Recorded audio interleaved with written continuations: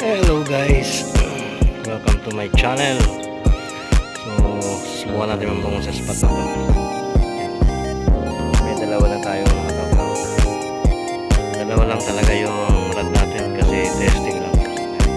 So doon may naniniksay. So dito tayo sa Rueda, part ng Plaridel, Bulacan. Sa malawak na ilog to.